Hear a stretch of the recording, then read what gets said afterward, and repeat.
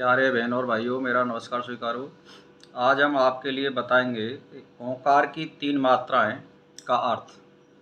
तो इसमें ध्यान देकर के सुनिए। ओंकार की तीनों मात्राएं आ और ऊ तथा मा एक दूसरे से संयुक्त रहकर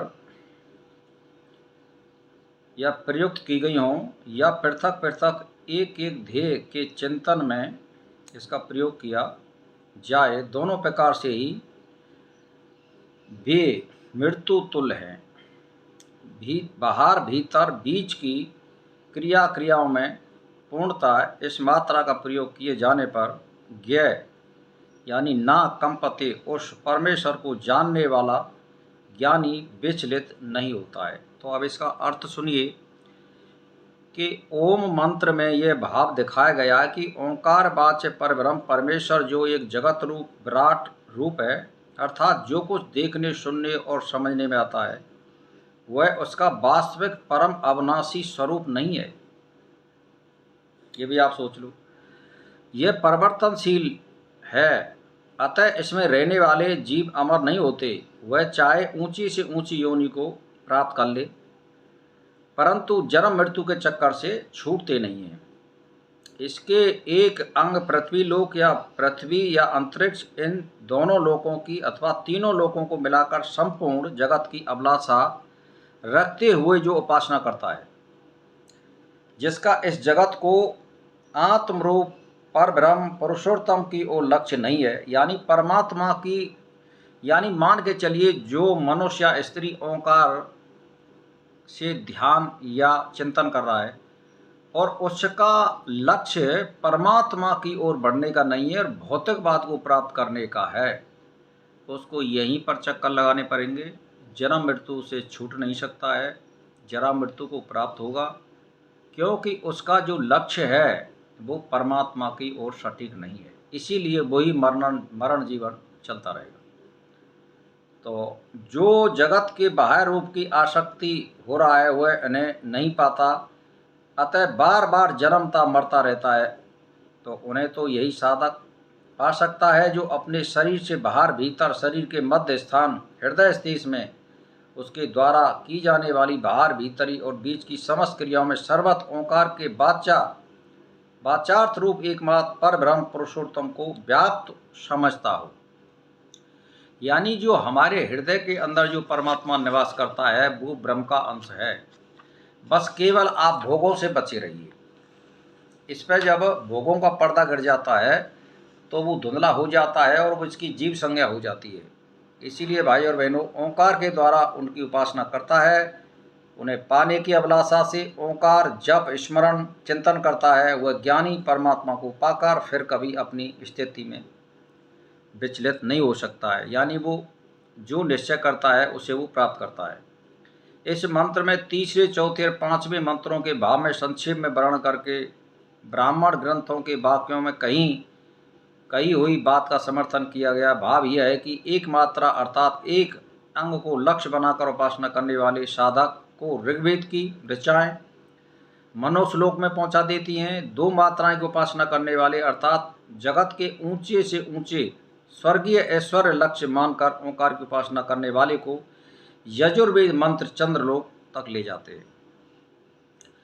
जो इन सबसे संपूर्ण यानी परिपूर्ण इनके आत्म स्वरूप परमेश्वर की ओंकार के द्वारा उपासना करता है, उसको सामवेद मंत्र यानी उस ब्रह्मलोक में पहुंचा देते हैं, जिसे ज्ञानी जन जानते हैं। संपूर्ण रहस्य को समझने वाले बुद्धिमान मनुष्य ब्रह्म जगत में उसका आसक्त न होकर ओंकार की उपासना द्वारा समस्त जगत के आत्म स्वरूप उस पर ब्रह्म परमात्मा को पा लेते हैं, जो परम शांत सब प्रकार से विकारों से रहित है, ना बुढ़ापा है ना मृत्यु है, जो अजर और अमर और निर्भय सर्वश्रेष्ठ परम पुरुषोत्तम है। तो भाई और बहनों, मैं एक ही बात कहना चाहता हूँ, अगर आप ओंकार से ध्यान और चिंतन करना चाहते हैं तो केवल परमात्मा का लक्ष्य बनाइए, तो आपकी भावना के अनुसार ब्रह्मलोक की प्राप्ति करा देगा। ये निश्चित है और आपकी मुक्ति हो जाएगी। और अगर आप मान लो उसका लक्ष्य भौतिकवाद है, तुम्हारा धन दौलत संपत्ति स्त्री पुत्र मोह में फंसे हुए हैं और आप ओंकार के द्वारा ध्यान और चिंतन करते हैं, तो आपको वही स्थिति प्राप्त होगी जो सब गृहस्थियों की होती है। यानी आपको केवल एक ही फायदा होगा, आपको श्रीमानों के घर में जन्म मिल सकता है अगला, वरना आपको जन्म मृत्यु के चक्कर से ओंकार भी नहीं छुड़ा सकता है। तो इसीलिए भाई और बहनों, एक ही बात सोच लो, अगर आपके पास में कोई परमाणु अस्त्र है और उसका आप अगर चलाना नहीं जानते हैं, उसके लक्ष्य का भेदन करना नहीं जानते हैं, तो वो फिर ऐसे मान के चलिए कि लाठी डंडे से आप युद्ध कर रहे हैं या खुद को भी खतरा हो सकता है। इसीलिए परमाणु का भेदन भी वही कर सकता है जिसका लक्ष्य सटीक हो, जो मान के चलिए। तो इसीलिए भाई और बहनों से मेरा एक ही मतलब है, आप लक्ष्य बनाइए परमात्मा की प्राप्ति का, तो आपको सब कुछ प्राप्त होगा और परमात्मा भी प्राप्त होगा। आप केवल परमात्मा का ध्यान और चिंतन करिए, कुछ मत करिए, जो करेगा वो परमात्मा करेगा, इसका लक्ष्य राखिए, भौतिकवाद का लक्ष्य मत राखिए। तो आपको अपने अनुसार परमात्मा क्या फल देगा क्या नहीं देगा उस पर निर्भर रहिए। ये साधुओं का मार्ग है। और अगर आप साधु रहकर भी गृहस्थियों के से लक्षण है और भाव और चिंतन रखते हैं भौतिकवाद का, तो आपको वही जन्म और मरण मृत्यु के चक्कर से ओंकार भी नहीं छुड़ा सकता है। इसीलिए आपसे मेरा एक ही विनती है कि इस मंत्र में सुकेशा ऋषि ने अपनी अल्पज्ञता और सत्य भाषण का प्रकट करते हुए 16 कलाओं वाले पुरुष के विषय में प्रश्न किया। वे बोले, भगवान, एक बार कौशला देश राजकुमार हिरण्यगर्भ नाव मेरे पास आया था। उसने मुझे पूछा, भारद्वाज, क्या तुम 16 कलाओं वाले पुरुष के विषय में जानते हो? तो मैंने उनसे स्पष्ट कहा दिया, भाई मैं उसे नहीं जानता, और जानता होता तो मैं तुम्हें अवश्य बता देता।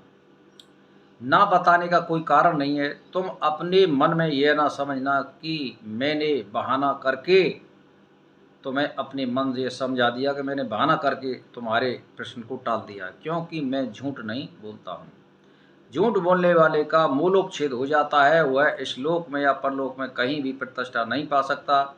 मेरी इस बात को सुनकर राजकुमार चुपचाप रथ पर सवार होकर जैसे आया था वैसे ही लौट गया। अब मैं आपके द्वारा उस 16 कलाओं वाले पुरुष का तत्व जानना चाहता हूँ। कृपया आप मुझे बताइए वह कहाँ है और उसका क्या स्वरूप है।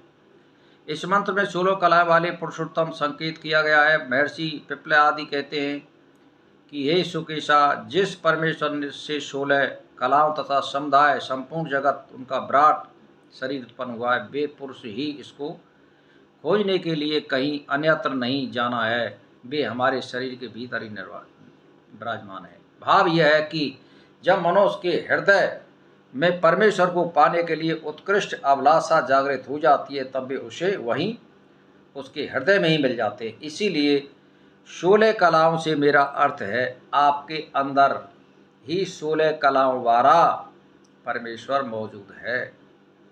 उसको साक्षात्कार करने की ज़रूरत है, उसे प्राप्त करने की ज़रूरत है, उससे प्रेम करने की ज़रूरत है, उसे ध्यान चिंतन के द्वारा मनाने की ज़रूरत है।